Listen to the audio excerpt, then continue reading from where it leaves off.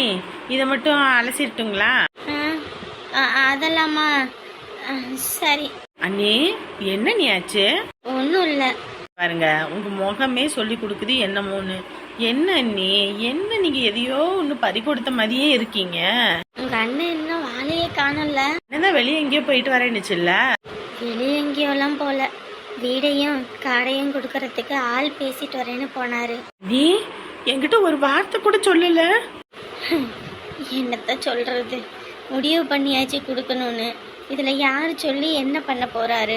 அண்ணி இதெல்லாம் வேண்டாம் அண்ணி, சொன்னா கேளுங்க அண்ணி. என்னத்து நீ வேணான்னு சொல்ற? நகை போடுறதுக்கு கையில காசு வச்சிருக்கியா? சொல்லு பாப்போம். அண்ணி இந்த வீடு சாதாரண வீடு கிடையாது அண்ணி, இது ஒரு உறவு அண்ணி. இந்த வீடு இல்லாம நான் எவ்வளவு கஷ்டப்பட்டிருக்கேன் தெரியுமா வாடகை வீட்டுல இருந்து. அதுக்கு என்னம்மா பண்ண முடியும்? ஒருத்தரோட நல்லதுக்காகவும் ஒருத்தரோட சந்தோஷத்துக்காகவும் வீடை வைக்கணும்னு முடிவு பண்ணியாச்சு. இனி வீடு நடக்கிறது என்னவோ அதுவே நடந்துட்டு போட்டோம். அண்ணி வெளியே சும்மா தான் போயிருக்குன்னு பார்த்தா இவ்வளோ பெரிய விஷயம் நடந்திருக்கா? இன்னும் என்ன பண்ண சொல்ற? நகை 1 மாசத்துல போடணும் வச்சிருக்கியா? 1 வாரம் முடிஞ்சு போச்சு, இன்னும் 3 வாரத்துல என்னத்த பண்ணுவ? வீடெல்லாம் பார்த்து வந்து பிடிச்சி போச்சுன்னா இனி அடுத்து நடக்க வேண்டிய வேலையோ நடக்க வேண்டியதான். அண்ணி நான் வேணாம், வீட்டில் பேசட்டுமா? இங்கே நீ பேசுறதுனாலயோ நான் பேசுறதுனாலயோ எதுவும் மாற போறது கிடையாது.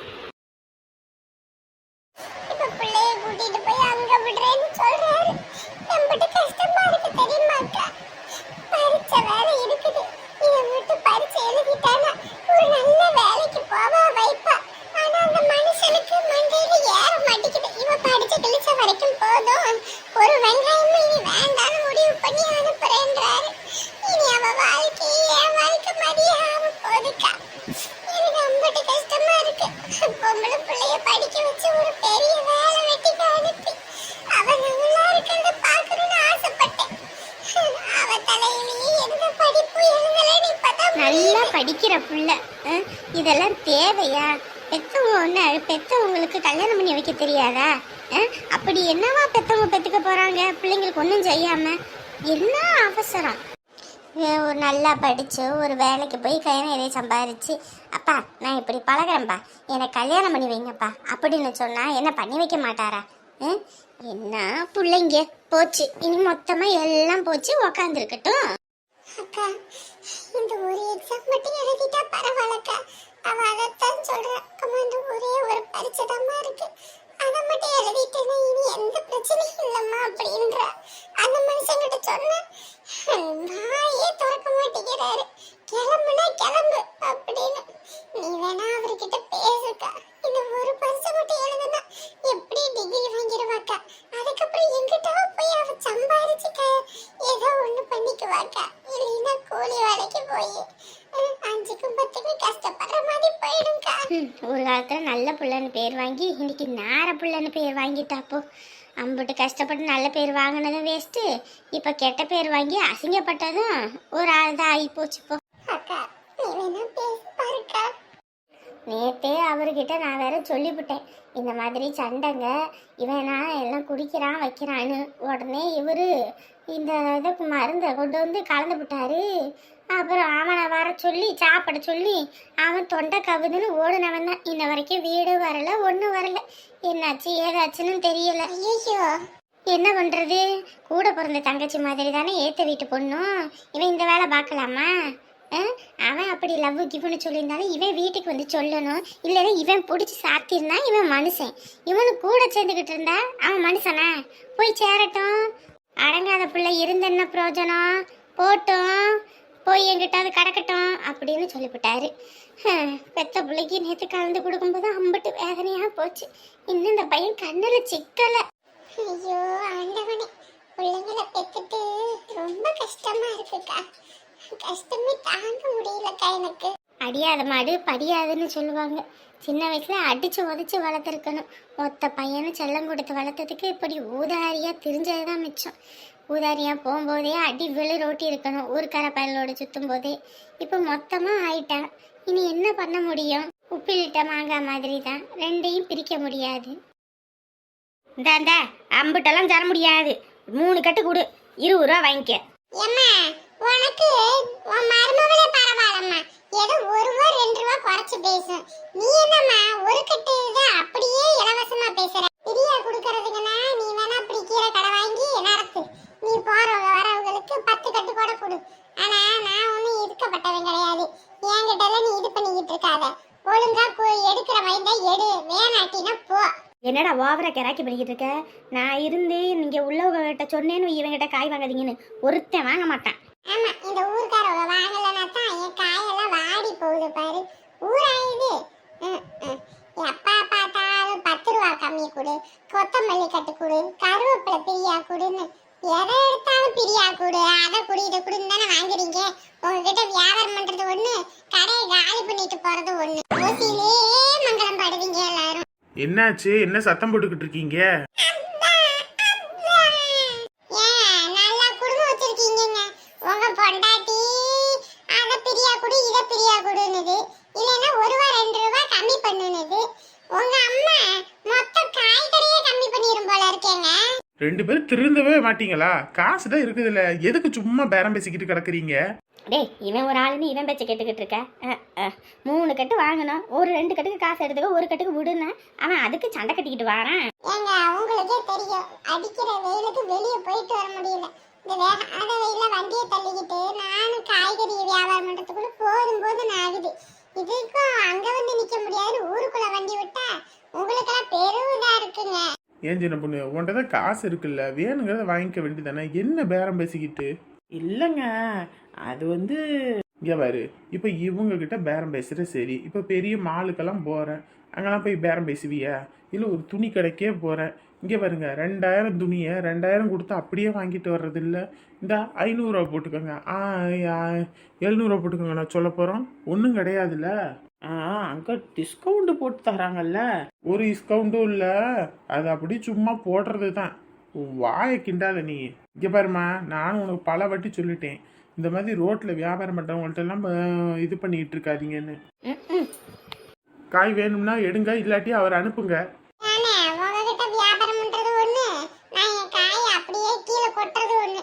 எத்தனையோ நாள் அழுகி கீழே கொட்டி இருக்கேன். அப்படி அழுகி கொட்டினா கூட கொட்டட்டும், உங்க வீட்டுக்கு காய் வியாபாரம் பண்ண முடியாது. ஒரு காய் கடைக்காரன் அசிங்கப்படுத்துற அளவுக்கு 2 பேரும் பண்ணிக்கிட்டு இருக்கீங்க. நான் என்ன பண்ணேன்? உங்க அம்மா தான். ஆமா, எங்க அம்மா தான். ஏன் நீ வாயை திறக்கலையோ? சப்பா, உங்க 2 பேரோட பெரிய அல்லோலா இருக்கு, உன்ன கம்மன் இருங்க. சரிங்க, ஏதோ அர்ஜென்ட்டு வெளியே போகணும் அப்படின்ட்டு போனீங்க, என்ன ஆச்சு? அதான் அழகு சுந்தரானே வீடு காடெல்லாம் கொடுக்குதாமா. என்னங்க சொல்றீங்க? கல்யாணத்துக்கு நகை போடணும்ல, அதான் எல்லாம் பேசிட்டு வந்தாச்சு இந்த ராஜா கிட்ட.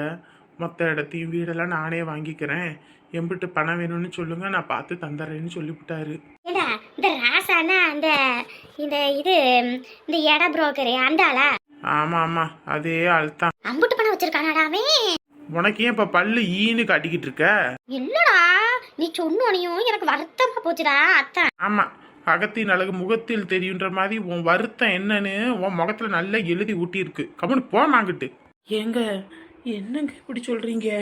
அடியே, ஒரு காலத்துல நான் வீட்டை விட்டு போய் எம்பிட்டு கஷ்டப்பட்டேன்.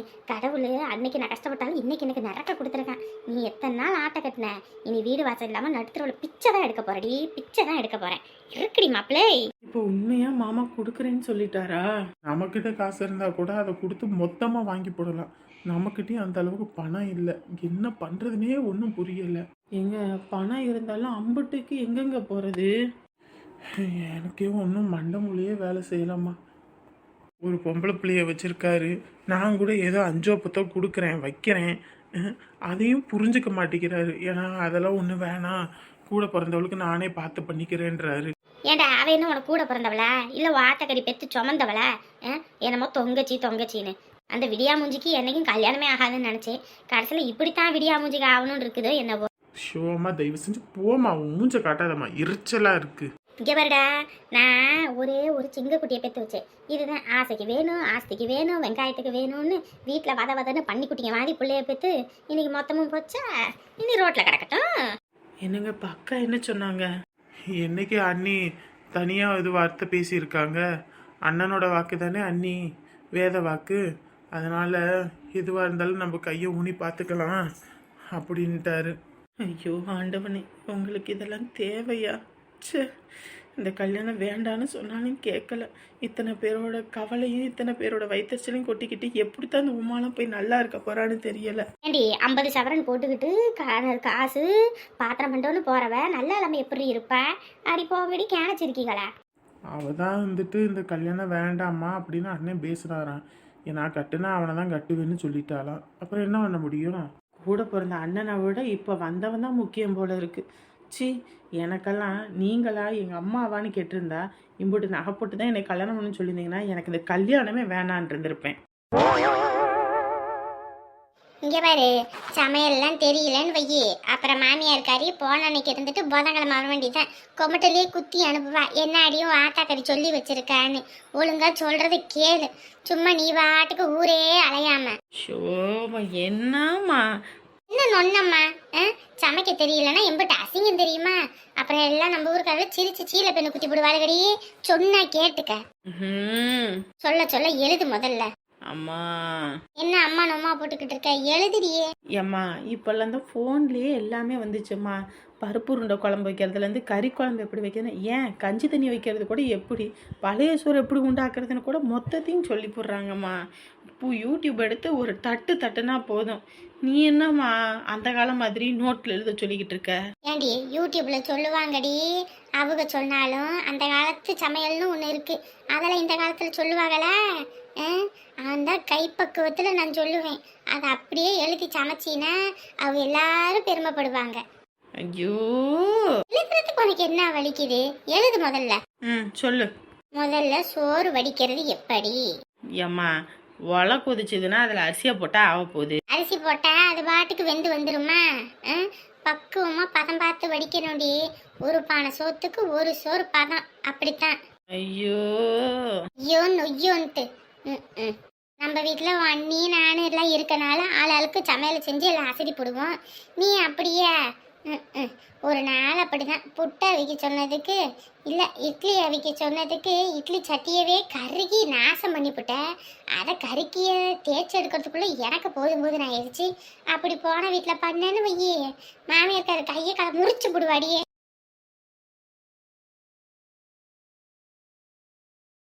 சரி, அடுத்து.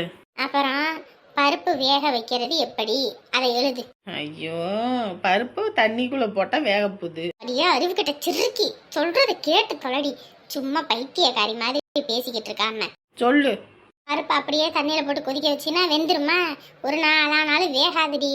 அதுக்கு கரெக்டாக போட வேண்டியது போடணும். கொஞ்சோண்டு மஞ்சத்தூள், ஜீரகம், மிளகு, பூண்டு பல், அப்புறம் கொஞ்சோண்டு ஆயில் விட்டேன்னு வை, விரசா வெந்து வந்துடும். இல்லைன்னு வை 10 நாள் ஆனாலும் அப்படியே விதமா விரைச்சிக்கிட்டு கிடக்கும். ஓஹோ, இம்புட்டு விஷயம் இருக்குதா? இதெல்லாம் எழுது. அதுக்கப்புறம் இதெல்லாம் எப்படி செய்யணும்னு நான் இந்த 3 வாரத்தில் சொல்லித்தரேன். அதை அப்படியே கற்றுக்க. ராணி, அமுதா, என்னடாப்பா ஏதோ வெளியே போயிட்டு வரேன்ட்டு போனேன்? எங்கே போனேன்? எல்லாம் முக்கியமான விஷயமா தான். முக்கியமான விஷயமா? என்னடா? உமாவுக்கு நகை நட்டு போடணும்ல, அதான். என்னடா ஆச்சு? என்ன இது ஏற்பாடாயிருச்சா?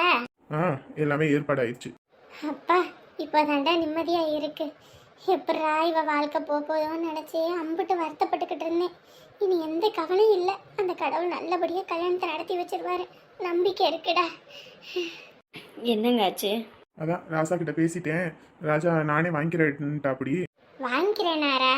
ஆமா, நகை போடணும்ல, அதான். காடு அப்புறம் வீடு மொத்தமாக சேர்த்து எல்லாம் வேலை பேசிட்டேன். என்னடா வீட்டையும் விற்க போறோமா? காடை வித்தா மட்டும் போதாதா? காடை வித்தா எம்பிட்டு வரப்போகுது? அந்த காட்டுலையுமே மொத்தமாக 3 பங்கா பிரித்து 3 பேர் எடுத்துக்கணும். ஆசைக்காக தான் அதையும் ஒருத்திக்கே கொடுத்துட்டேன். இப்போ வீடை வித்தாலும் தான் இந்த நான் கல்யாணத்தை பண்ண முடியும் போது என்ன பண்ண முடியும்?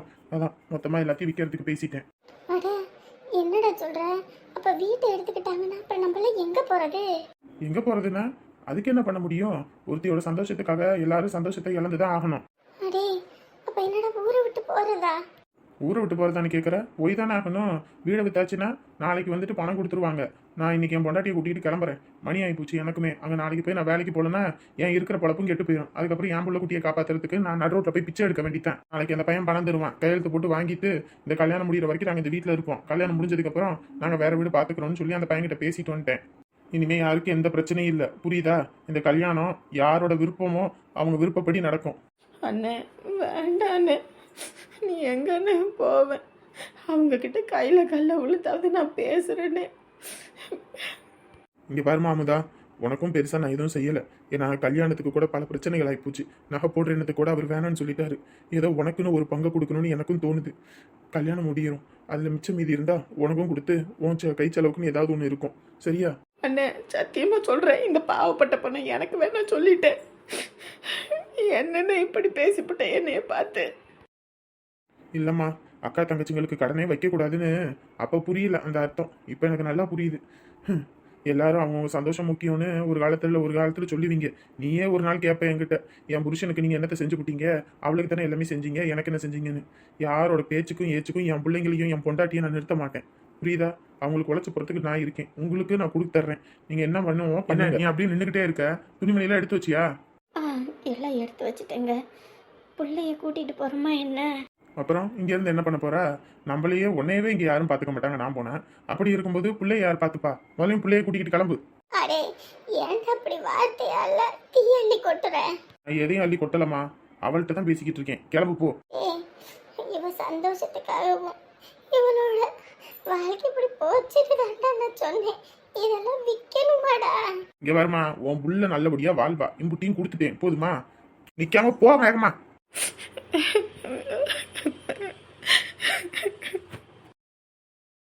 குடும்பத்தில் இவ்வளோ கஷ்டமாக இருக்கு. இந்த சூழ்நிலையில் என் கற்பை போனதை பற்றி சொல்லவும் முடியல. சொன்னால் இவங்க என்ன நினைப்பாங்கன்றதுக்காக இன்னைக்கு இப்படியா நடக்கணும் என் குடும்பத்துக்கு. அந்த காலத்துல பெரிய வீட்டு குடும்பம்னு பேர் எடுத்து இன்னைக்கு நடு ரோட்டில் நிக்கிற குடும்பம்னு பேர் வாங்க போறோம். ஐயோ ஆண்டவனே, புள்ள குட்டிங்களை கூட்டிக்கிட்டு எங்க போறோம் ஒன்றும் புரியலையே.